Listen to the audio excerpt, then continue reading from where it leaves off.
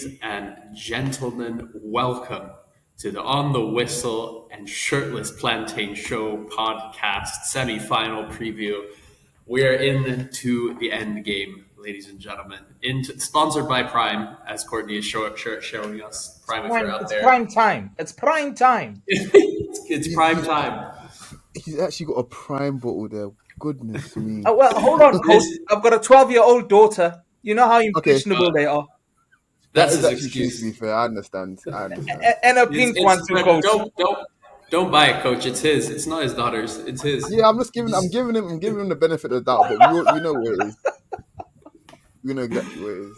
Well, here we are with more than simply football at stake. Two giants of the continent, culturally and spiritually, and everything is on the line between Nigeria and South Africa. We've seen the banter, we've seen the Amapiano versus Afrobeats, we've seen the violence on the streets in terms of the Twitter Spaces and Instagram comment sections.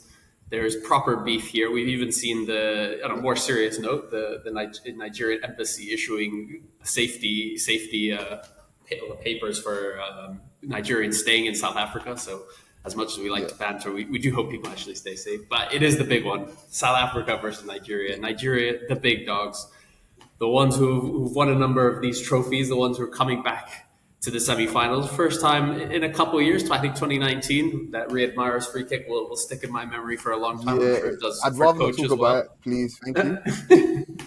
But it's been even longer for my South African brother. Courtney, you were almost playing the last time South Africa were at the AFCON semi-final stage.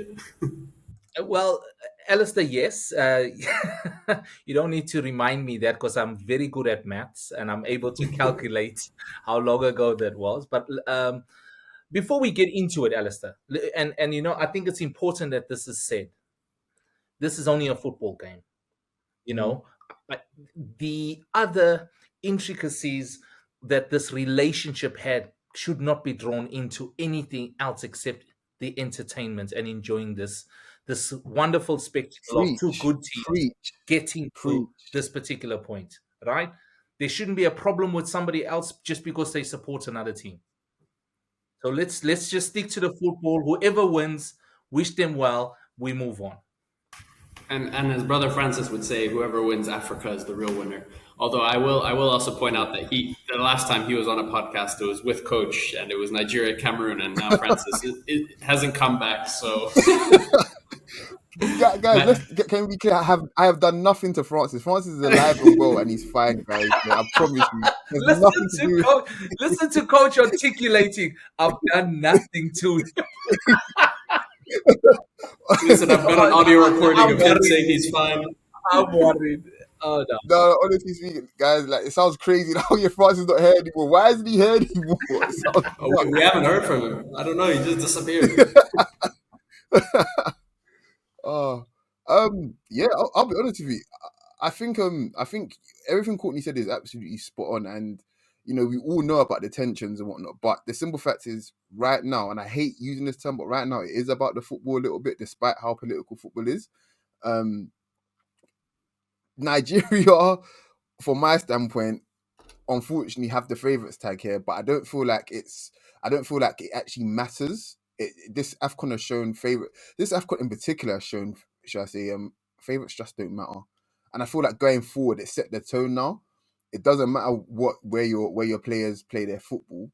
They've come to the AFCON now, and it's an even playing field. It is. Everybody has had a bad day at the AFCON, even if they haven't lost. They might have underperformed because of this, that, and the other. Everyone has gone through it this AFCON one way or the other, I think. And yeah, I'm so looking forward to it. But again, I'm sitting on the fence again. Unfortunately, I'm not going to make any predictions. Well, let's get into it because, Coach, it was a very kind of measured performance from Nigeria against Angola, kind of as we've come to expect, defensively solid, kind of one or two moments of lovely skill from Moses Simon in particular to get that goal and then looking with the finish. But the big question is the well-being of Victor Osimhen. Now we've seen images of him training today. I think he flew to Boaké later than everyone else because he was still doing his Yeah. medical check. So it is touch and go. How are you feeling about that situation, and how much does it make a difference of having Ozyman as opposed to a Muffy or an Onuachu or whoever else really? So I was worried as hell because I was thinking, shit, like us being defensively solid literally depends on the fact that teams will overcommit, and Osimhen in 1v1 duels he's gonna hurt anyone. Doesn't matter where he plays, he's gonna hurt anyone. And the fact that we can still be defensively solid, but then our outboard is essentially gone, it makes life very, very, very tough. We can't put pressure. We can't put pressure on defenses on counters, kind of, and we can't pin teams in. Should I say? So I'm glad that he's training, but if he's not fully right, I don't think we should risk him because no disrespect to South Africa, Nigeria should still be able to play a good game without him, but it just makes life incredibly difficult. So he is the talisman because of the role he plays in the team, but at the same time, it's not completely the end of the world. I mean, Nigeria, Terra Moffi's a fantastic striker, guys. So it's just that he's a different play style and he's left-footed as well. Yeah, he's left-footed as well. So it's like it makes life a little bit more tricky for us, especially the fact he hasn't started. I don't think he's even played any minutes this AFCON, has he? Yeah. So it would make life a little bit difficult. Yeah, make life a little bit more difficult. So yeah, I'm glad he's training for sure. I'm so glad.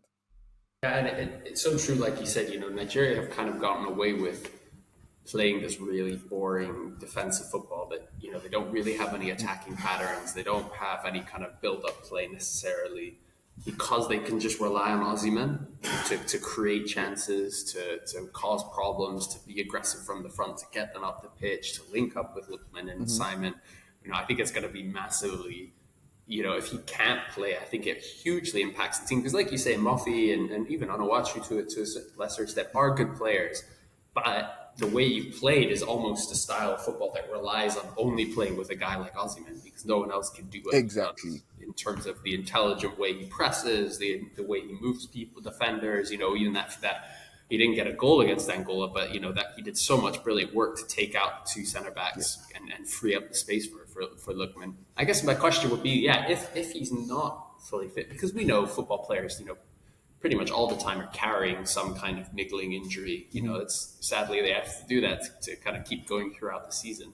But if he isn't fully right, if he isn't fully there, do you think it's worth risking him from the start, or would you bring him off the bench? Because we've seen, maybe not so much with Nigeria, but especially with Cote d'Ivoire, the amount of difference it's made having Haller and Adingra coming off the bench and these good and Yeah. Kessié in the game against Senegal. And then, but then this flip, it's like, well, if they were starting, would they do better? But can you get the minutes out of them? I don't know. Like, how would you feel if he, is kind of semi fit?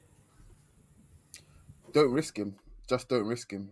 Like I think Nigeria also have a duty of care to Napoli, unfortunately as well. Like you want to send him back in good nick, So there's that as well. But while you're out here, basically, not honestly speaking, like we have to look at it like from the bigger picture. While I want him to essentially completely give his all for Nigeria, you know, like there's no point of playing him half fit. Just use an example from the weekend. I'm an Arsenal fan, so yeah, I'm buzzing. But we smashed Liverpool. Liverpool risked what's his name? Trent Alexander-Arnold. He couldn't even finish. He couldn't start the second half. They pushed him basically, and he just looked out of sorts. So yeah, I don't really want that to be for the same thing for us. We start him and then he doesn't even. It's pointless. Do you know what I mean? Like of us starting, he's half the player. I'd rather us if we want to start him, be sure that he's actually ready to go. So And on the other side, we have South Africa now. It's you know in our preview ahead of the tournament, Courtney, you were very kind of confident in South Africa. You said probably quarterfinals, but you'd be confident in getting to the semifinals. And South Africa have lived up to expectation. I personally thought that this was a team that was missing Lyle Foster, and if they had Lyle Foster, I said that this team would get to the semifinals, and they didn't. So I thought they wouldn't. But here we are after another game, and I find it hard to kind of what to make of Bafana, because we've seen in moments, I think of that first game against Mali, that first half, South Africa were so good, that was proper South African football, the relationships the players have, the interchanging, and then it kind of fell apart. And then against Namibia, we saw that spell of brilliant football. I think particularly that Zwane goal when it's cut back from the right wing and he finishes so well. And even against Cape Verde, there were flashes of it, but then Cape Verde, for the most part, were the more dominant side. What do you make of South Africa? Is it the team managing games well? Is it luck? Is it kind of how do you feel like this Bafana team has actually performed? Kind of even looking past the results. Alasdair, the very simple thing to say about South Africa, and when you talk about any team, it's important to be honest here. There's nothing Nigeria need to fear from us. Nothing. We don't have a massive threat. We don't. What we do have as an advantage is, for the very first time, you have a group of players that are not. There's no internal fighting. There is no external fighting. The team is actually there undisturbed, which I'm sure the players must be so worried. What is going on?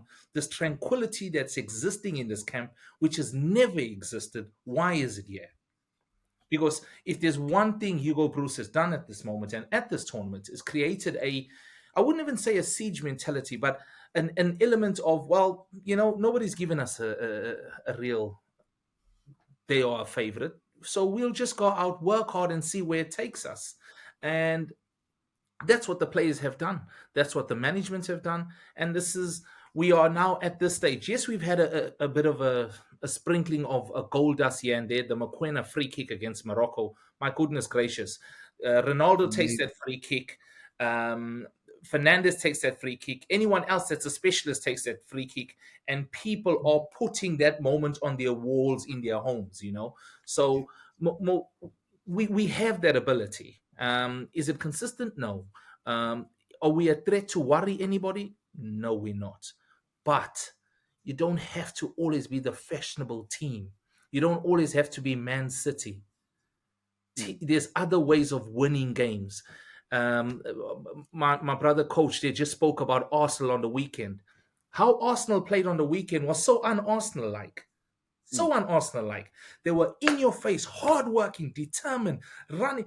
Arsenal don't play like that. Arsenal are a bit more silky. Arsenal a bit more flair. Arsenal are a bit more south. They've got that bit of sauce in them, a bit better than Crystal Palace, a bit more flair. That's who Arsenal are, but they weren't there on the weekend. They were more nitty-gritty and wanted to provide no opportunities. And they were just hardworking. So there's many different ways of winning a game. Now, what's in our favor is that a world-class striker in Victor Osimhen is not playing at this point in time. Would he come on? Yes, he has the possibility. Now, imagine for the Nigerian team, they've got this big hitter who's on the bench, and they know he could turn a game at any moment in time. But I will say this to you, and as coach is saying, he's not fit. You don't want to risk him. Yeah. And that opens the door to a workman-like team, like us. Nigeria haven't been spectacular to this point. We haven't been spectacular to this point, but we find ourselves at the same point. I hope for the spectators, it's an interesting game. No, I was gonna say, I think tactically this game is going to be probably the most un-AFCON game so far of the tournament. I think both teams have done very well getting here because they've kind of, it's probably more in Nigeria's favor, but we've done well getting there just by actually not buying into the hype, if that makes sense. Just going about our job, trying to make sure that we're solid at the back, and then when our chances come, we take them. Like, there haven't really been any basketball games in the Nigeria fixtures. You know what I mean? Whereas I feel like South Africa have been involved in a couple, but then you've done well to settle them down. I think what the spectators will be expecting, or what they're the fans are thinking, oh yeah, there's a lot of rivalry here, it's going to spill over onto the pitch. I wouldn't get your hopes up too high, honestly. Coach, you mind if I also say something? I want to bring in and I want to bring in history here as well. Something that Yeah, always needs to be taken into account when anything is looked at is the yeah, patterns. It's what yeah, is going on. South Africa have a terrible record against Nigeria, yeah, an absolute disastrous record. I remember at one of the inauguration games in Johannesburg at Ellis Park Stadium. It was Nelson Mandela's birthday, massive occasion. Nigeria came and beat us at that game. Could there be a bigger occasion? They came and gave us a hiding. So I say to you, Nigeria are on the front foot. They've got yeah. everything pointed to them, walking over a very ordinary Bafana Bafana. But it doesn't always go that way. Yeah, yeah, It and I think doesn't. I was gonna say as well. We've mentioned you mentioned Mamelodi Sundowns a lot. A lot of the players are there from the club team. That synergy absolutely matters. It really does. It gives you in games like this, it could give you the extra 10, 20, 30% to take you over the line. You can't really quantify it sometimes. You don't know what effect it's going to have. So that's why I'm just keep playing my cards close to my chest. I'm as excited as I am, like the nerves are definitely there. The nerves are officially here. Like we're less than 20 hours out, like, and the nerves are here. And I can understand. I can understand the nerves. I can Yeah, understand the nerves because we have somehow got to the semi-final. Somehow got here. Okay, we haven't been brilliant, except I think for one game for maybe a half an hour. We haven't been brilliant, but we are here. We deserve to be here, and with for us sure. deserving to be here means players will go into this tournament with confidence. And I know I've said this before, and I have to say it again. Our players must be so shocked. You know, every time we go to a tournament, Delron Buckley came onto this podcast and spoke about 2002 World Cup, 2 o'clock in the morning. South Africa were fighting over bonuses for a game they were playing 7 hours later against Spain. That Yeah, problem's not there now. So the South African yeah, players must be out of their minds. Where is this grey cloud? When is it coming? There yeah, can't be so much harmony in this place. yeah, That's all confidence. Let's go and throw the kitchen at them. Got nothing to lose. yeah, And I think you see that in the way, well, Courtney, I know that you personally have connections with the team and with guys that, thanks to your kind of prestigious football career at the PSL yourself. But even from a kind of a further out perspective, you're seeing like when Rodman Williams won the game, he runs straight to Hugo Bruce, gives him a big hug. You're seeing people like Graham Johnson or, Sinasifo Mali getting like lots of praise for the work that he did in terms of the analytics, supporting Ronwin and things like that. And I think you're totally right. It's so rare to see a Bafana team kind of all pulling in one direction. And I want to move on to Cote d'Ivoire versus DR Congo. I want to just give you the final word, Courtney, because we 2 years ago, before anyone outside of South Africa had ever heard of him, you did on this very podcast an interview with Ronwen Williams, and he has since gone on to. That was on the verge of him moving to Mamelodi Sundowns, and I remember you were trying to tease it out of him as to whether he would be leaving SuperSport United. You know, yeah, I listened back to it. It was very funny. He's being very tactful in the way, and then a couple weeks later he signs the deal. But for you, seeing Rodwan, who is someone who has been such a servant for Bafana. I mean, we've had he spoke about when he came onto our podcast about the fact that he had been made the manager. What am I saying? The captain at 22 of SuperSport United, and how his kind of leadership, the quiet leadership, had been so important into his success. For you, seeing him finally, perhaps at an age later than we had initially hoped, that he would get the recognition that he deserves, but nonetheless getting that recognition. How do you think it means to you, having kind of known him and interviewed him, but also as a South African, kind of following his career? I think his career path is a path that everybody should look at, because his career path is not filled with just glory. His career path is filled with a lot of disappointments, having gone to tournaments, being very unsuccessful, being part of a Bafana team that was much maligned, not regarded, not respected by the country. But what does he do? He sticks in there and sticks in there. And I think that is a life lesson for everybody. It's not just, He's at Sundowns, which is the biggest team in the country, possibly you could say one of the biggest teams on the continent. He's the number one goalkeeper. He's the captain. He's the number one boy that saves 4 penalties. I don't think, and correct me if I'm wrong, I don't think I've watched any game in Europe or anywhere in the world where a goalkeeper has saved 4 penalties in one penalty shootout. I've never. Um, but that is the iceberg, and that picture every one of our ice in terms of iceberg has seen. It's what's happened below that, and to get to that point, the disappointments, the knockbacks, uh, but this guy has just kept going forward and proudly wanted to represent South Africa and be part of a good team. So you can't only look at the glory parts of it. You got to look at the struggle that this person's gone through. And you know what I'm talking about now? I think there's many players you can possibly lay this blanket over. But we're talking about Ronwen Williams. And the other thing is, well, humble guy. Our podcast at the time, yeah, we got to go now. Our podcast at the time wasn't in any way creating ripples anywhere else. We hadn't spoken to Pizzo, you know, we hadn't even developed. Look at the relationship we've developed with Coach now. You weren't at that time on board with us, Alasdair, with your knowledge of African football. It was just two guys in a basement talking about football, and we got Ronwen. So for him to give us that opportunity just also speaks a lot about the man. I couldn't be more happy for him, and I know, not that I've heard, I know what he's doing behind the scenes has also impacted a lot in regards to what the team is like today and the face of the team. So well done to him. Well done to him. I'm very, very happy for him as a player.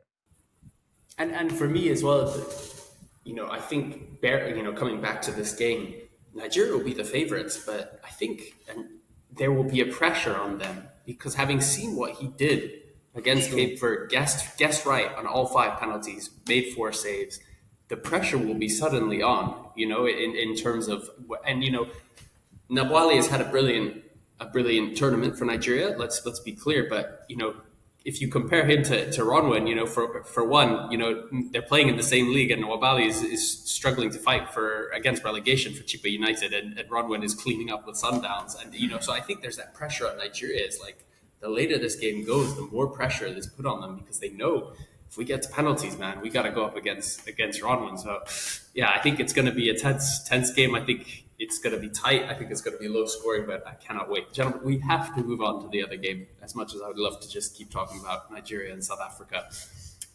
and we have to move on to this enigma, this team that makes no sense, this country that has been killed once, twice, 3 times, and still finds a way to raise itself from the dead, seemingly. And that is, of course, Cote d'Ivoire. No coach. They don't have a head coach because he got sacked. They lost 4-0 in the group stages. They lost to Nigeria, to Coach's boys.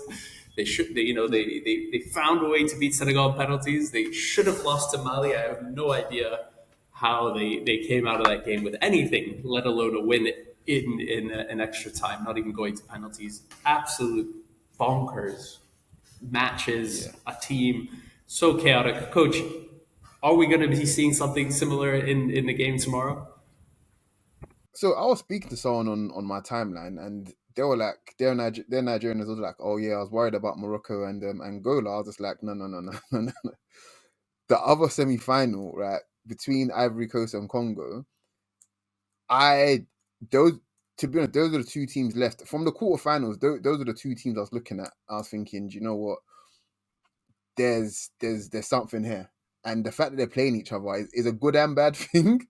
But I'm not counting out Congo because of how well Ivory Coast has done. But with that, since they've sacked their coach, the flexibility and the depth of their squad is actually shown.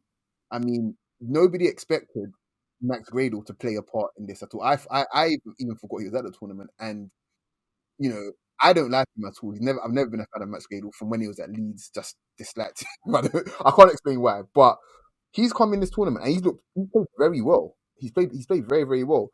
Then you look at Seri. Seri has has literally didn't start the first 2 or 3 games, I believe, and then all of a sudden now he's the midfield linchpin. Kessier is coming off the bench for him now. All of a sudden, there's so much Adingra as well. There's so much that they have, so many weapons that they have that it's almost kind of perfectly set up for tournament football where it's like, okay, it's not going to work today, but it'll work in the next game kind of thing because they've got something else to try, and that worries me. That worries me for just as a Nigerian fan, but it worries me also for Congo as well because Congo seem to be going life and death. Correct me if I'm wrong. Congo haven't won a game in normal time this tournament, have they? Not until the No, they quarterfinal. haven't. Then they beat Guinea. No. But Yeah, was there we that in go. extra There we time? go. So No, that was a normal time. I think that was an extra time. So, Oh, was it normal? Okay, it was normal. Okay, cool. But there we go. Like they're a team that can't get that essentially haven't got the job done in 90 minutes consistently this tournament at all. It's set up very, very finely poised because while they haven't got it done in 90 minutes, they've shown that resilience to keep going and keep going and keep going and keep going. It's essentially, to me, it's a clash of two teams that have got like an iron will. Like they almost got this unbreakable will, basically. And that's why I think it's gonna be such a blockbuster of a game because both teams are just not gonna give up. I'll be honest with you, I think Ivory Coast do it though. This one I am prepared to call, and I think Ivory Coast do it, but I'll be honest, I don't think it goes. It doesn't go to penalties. It probably finishes in extra time. Sorry. I'm prepared for it. I cannot wait for it. I'm not going into the office on Thursday, so I'm prepared for it to go all the way to penalties if it needs to. But yeah. and Courtney, I want to ask you a similar thing. Yeah, exactly. Courtney, I want to ask you a similar question that I asked Coach about Nigeria because one thing that has been so impressive about Cote d'Ivoire is, well, I guess, it doesn't come with the impressive doesn't come without also the unimpressive. They've always been really poor at the beginning of games, particularly in the knockout stages. Against Senegal, they conceded super early.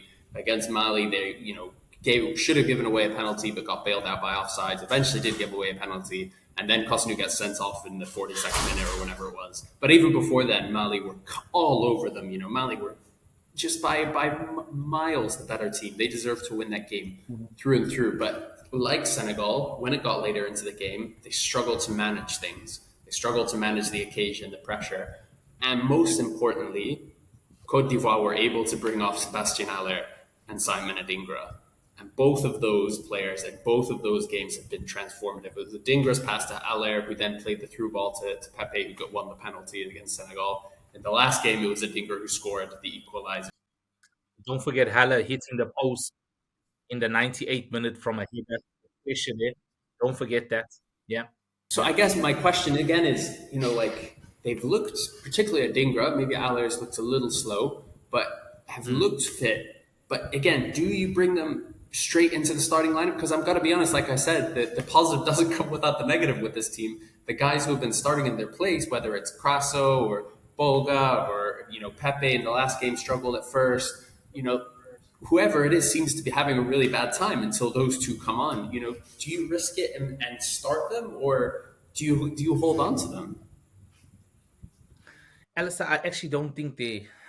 I think your question is an answer and maybe not even a question. As I don't know what to do because there's just been no pattern with what this team is doing.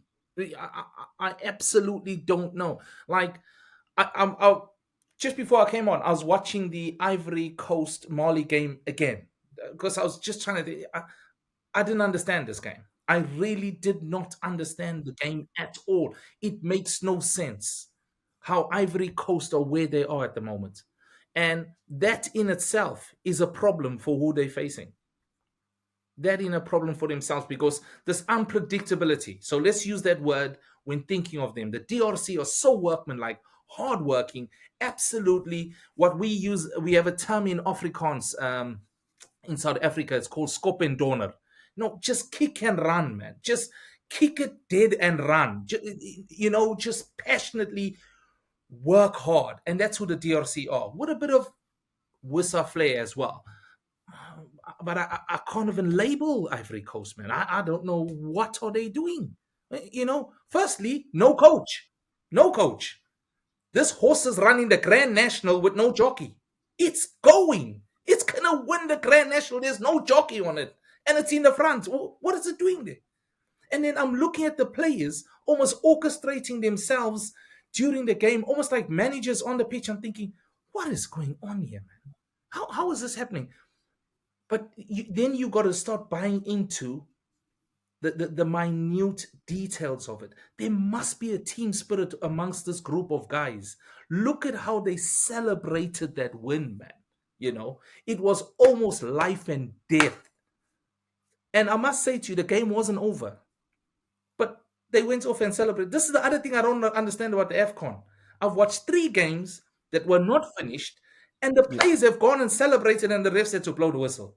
yeah. You know, this tournament has given me everything joyous about football. The Cape Verde game, they scored a winner, the people ran into the stadium. What? What's going on? Where's the And now, players and now, playing? and now they've gone home. Now they're gone home now. Now they're gone home. But I don't know. How do you ask me to classify Ivory Coast? I actually don't know. But I wouldn't want to play them. That's all I'll tell you. I wouldn't want to play them.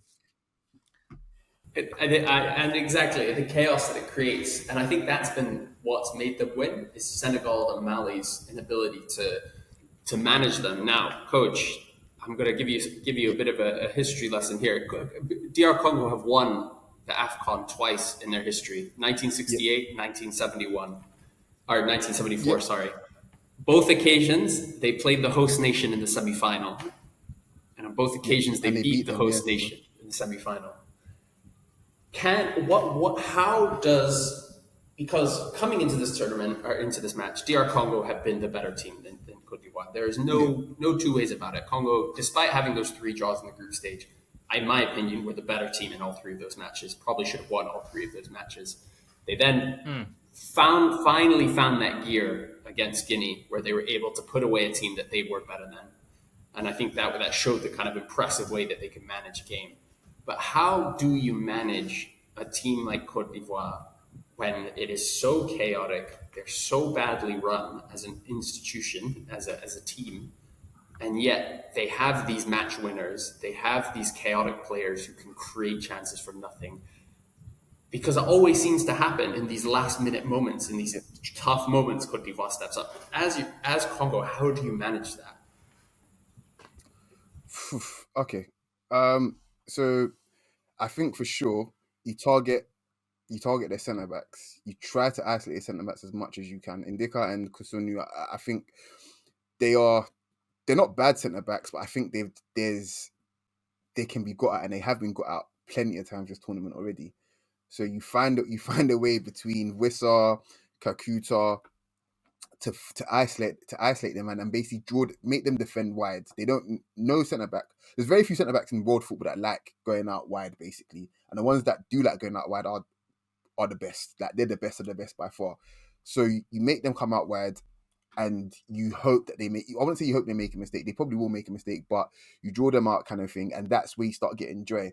How they do it, it's very very much dependent on how fit Kakuta is. I think because they're saying he's back for this now, but his injury, I don't feel like it looked like something that was you just recover that quickly. Do you know what I mean? So he might only be able to last 65 minutes, something like that. We don't know, and he's one of the older players. Well, I think he's 33 now, so it's really. I'll be honest with you. I'm so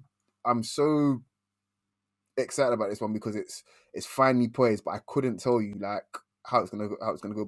Bakumbu is going to have to be huge. He's gonna need to hold onto that ball so much, and they're probably gonna need to get Masaku involved as well and just whip those balls as much as they can. I mean, I think Congo have been arguably one of the most impressive teams with set pieces as well this tournament, um, defending them as well, ironically, but. I feel like that's where they can probably get joy as well. But yeah, isolate Ivory Coast centre backs for sure. Hope Kakuta is fit. Wissa, Elia, Beckham. We just hope that they can do their thing. I'm not gonna say they're gonna go through because I do think Ivory Coast will do it, but that's how they get joy. I think for sure. And I think the other interesting thing about DR Congo is potentially not in midfield because I think Pickle and Sami have been put through a lot. They're similar to that South African duo where they're not being subbed at all. They're having to play almost every minute. But in terms of forward options, I think for me, DR Congo is the only team that can bring on players in the same way that Cote d'Ivoire can.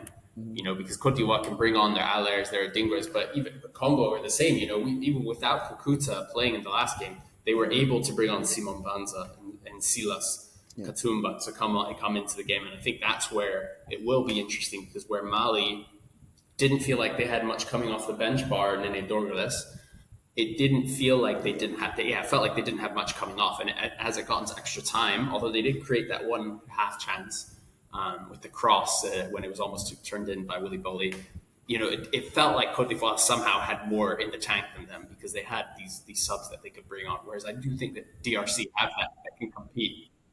I'm going to say something because you said something to me the other day, right? And I don't, and since we started this conversation, we haven't touched on it. Okay, you said this to me. Correct me if I'm wrong. Everywhere we go, there are orange buses. Everywhere we go, things are bright orange. Everywhere we go, it's like fire. I can't keep seeing this color absolutely everywhere. Now, you must remember, this team has that support behind them as well. The stadium will be packed like never before. And the extra 10% they need, they'll be drawing from the support they have in the stadium, and also externally getting to the stadium. They have a massive advantage ahead of everybody else. Absolute massive advantage. India, and I use the word very respectfully, India disabled form with not having a coach and all this chaos going on in his team. They have a fantastic opportunity also because of the home crowd. Like, and I'll refer back to the weekend's game, Arsenal Liverpool. Just listen to the Emirates crowd on that day. Just listen to them. You know, Arsenal, what was driving them on was the support. So Yeah. Ivory Coast have got such an advantage, man. I'm telling you, the strongest team is playing a team they don't want to play. Mm. Don't want to play. The only thing I would say to flip that, Courtney, is and I think the Emirates is a perfect metaphor for this, or a comparison, is that they're coming back to the Olympic Stadium in Abidjan, and that is the stadium in which they lost 1-0 to Nigeria and then were humiliated by Equatorial Guinea. And their two wins have come outside the capital, and so I think much like the Emirates, that massive kind of bowl of a stadium with its huge kind of Olympic track around it, and you're far from the crowds.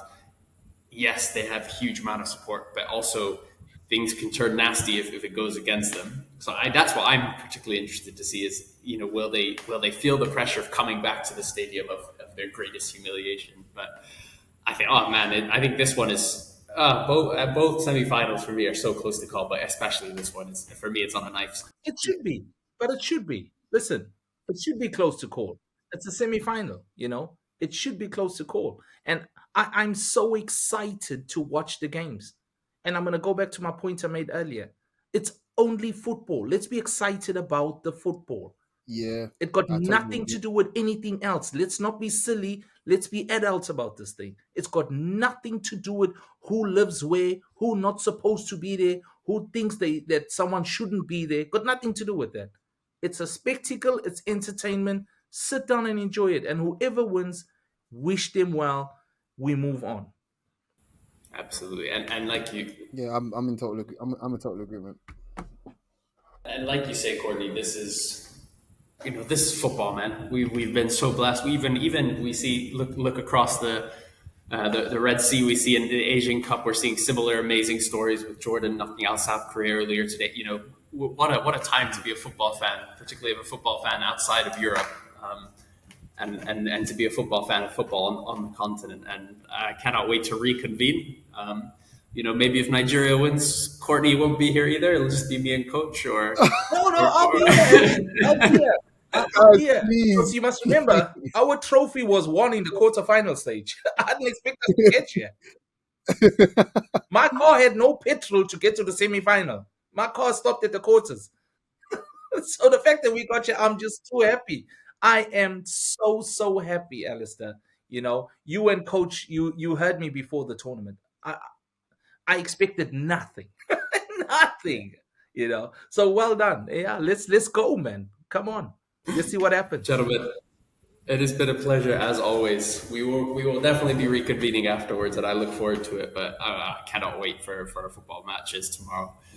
But yeah, we will see you on the other side. Whether you're listening to this on the Shirtless Plantain show or the On the Whistle show feed, we cannot wait to watch those games. And for those of you who do have a foot in this particular race, I do not. Thankfully, my East African brothers were knocked out a long time ago when Tanzania were sent packing. But for those of you, I pray that you have a good night's sleep, you rest well, you're able to be in comfort as you watch these games. Gentlemen, thank you so much.